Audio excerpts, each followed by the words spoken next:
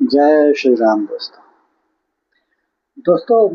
आज मैं आपके साथ दो घटनाओं का वर्णन करूंगा। एक घटना रामायण से है और एक घटना महाभारत से है। दोनों ये ऐसा कहें कि दोनों घटनाएं रामायण और महाभारत में बहुत ही महत्वपूर्ण हैं और इनको या इनसे हमें अपने जीवन में हमेशा सीख लेनी चाहिए। आइए उन दोनों घटनाओं के बारे में हम चर्चा करते हैं।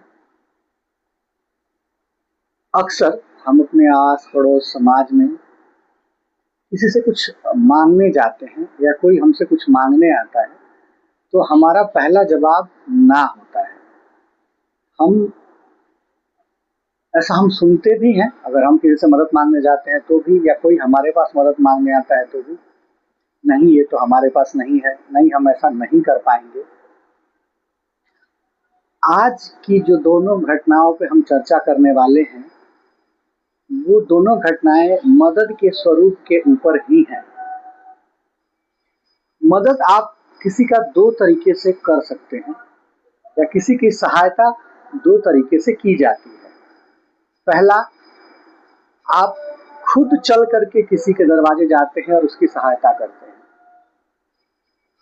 इसमें दोनों की श्रेष्ठता बनी रहती है।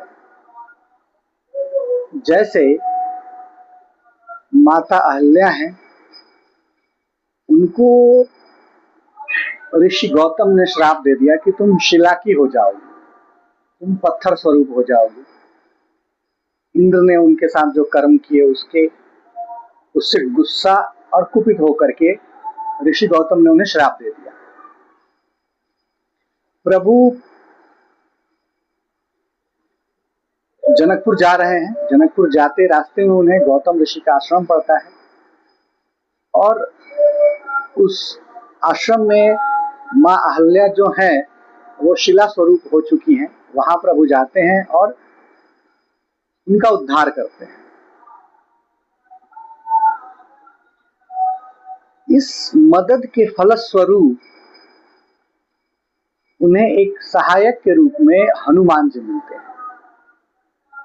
हनुमान जी का माता अहिल्या से क्या रिश्ता है आप ये भी जान लीजिए। माता अहिल्या जो हैं वो हनुमान जी के माता अंजना की माता है, मतलब माँ अहिल्या हनुमान जी की नानी है। जब तक प्रभु वनवास में थे और उनकी मुलाकात हनुमान जी से नहीं हुई थी तब तक वो राजकुमार राम थे, वनवासी राम थे। लेकिन हनुमान जी से मिलने के पश्चात या हनुमान जी ने प्रभु को भगवान बना दिया, भगवान श्री राम बना दिया। तो उनका एक मदद, प्रभु के द्वारा किया गया एक मदद उनको भगवान के रूप में स्थापित कर दिया। मदद का दूसरा तरीका है, जब आपसे कोई मदद मांगने चल के आपके दरवाजे आता है, तो जब भी कोई व्यक्ति आपसे मदद मांगने चल के आपके दरवाजे आता है तो ये बात तो स्थापित हो जाती है कि आप सर्वश्रेष्ठ हैं। आप श्रेष्ठ हैं तभी कोई आपके पास, आपके दरवाजे आपसे मदद मांगने आया है। यज्ञ में, यमराज के यज्ञ में घी की बहुत सारी आहुतियां पीने के बाद अग्निदेव जीर्ण हो गए थे। उन्हें कुछ ऐसा भक्षण करना था जिससे वो अपने ताप को, अपने प्रखरता को फिर से प्राप्त कर सके। इसके लिए वो सहायता मांगने खांडव वन के किनारे भगवान श्री कृष्ण और अर्जुन के पास जाते हैं। देखिएगा, वो ब्राह्मण वेश में जाते हैं लेकिन प्रभु उन्हें पहचान जाते हैं कि ये अग्निदेव हैं। तो प्रभु कहते हैं कि हे अग्निदेव या हे ब्राह्मण, अर्जुन की बाजुओं में वो क्षमता है कि वो आपकी सहायता कर सकता है, लेकिन अभी हमारे पास कुछ ऐसे अस्त्र या शस्त्र नहीं है जो हमारे हाथ के वेग को सह सके। या आपकी सहायता के लिए जब हम चलेंगे तो उसमें हमें कुछ ऐसे अस्त्र और शस्त्र की आवश्यकता होगी जिससे एक भीषण युद्ध को हम रोक सकें। तब अग्निदेव ने वरुण देव के मदद से अर्जुन को गांडीव धनुष, 2 दिव्य तरकश और प्रभु श्री कृष्ण जी को चक्र सुदर्शन दिया।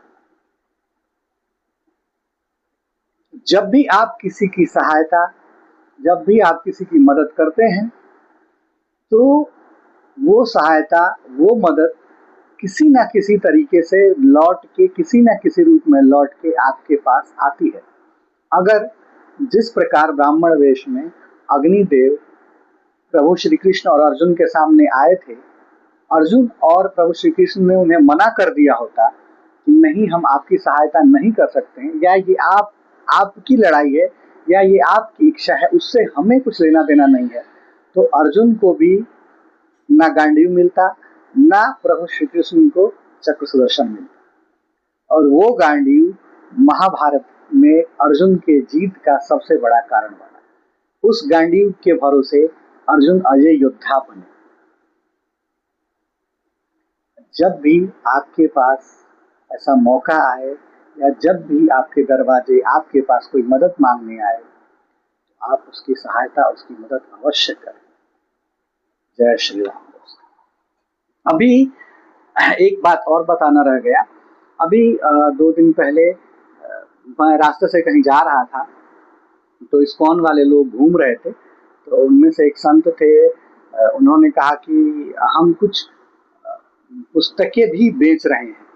तो उन्होंने ये एक रामायण की प्रति या उनके संस्करण का रामायण, मुझे उन्होंने 3-4 किताबें दिखाई, जिसमें मुझे ये किताब सबसे ज़्यादा पसंद आई, तो इसको मैंने मोल लिया। अभी इसको पढ़ना शुरू नहीं किया हूँ। आज शनिवार है, काम का दबाव कुछ कम रहेगा, कल रविवार है, काम नहीं होगा, ऑफिस का काम नहीं होगा, तो मेरे पास लगभग 2 दिन का समय है। तो मैं इस रामायण का, इस संस्करण का अध्ययन करूंगा, देखूंगा, समझूंगा कि बाकी के रामायण से इसमें मेरे प्रभु श्री राम जी के बारे में क्या अलग अलग और भिन्न भिन्न बातें लिखी हुई हैं। तब तक के लिए आपका प्यार, साथ और सहयोग हमेशा मुझ पे बनाए रखें। जय श्री राम।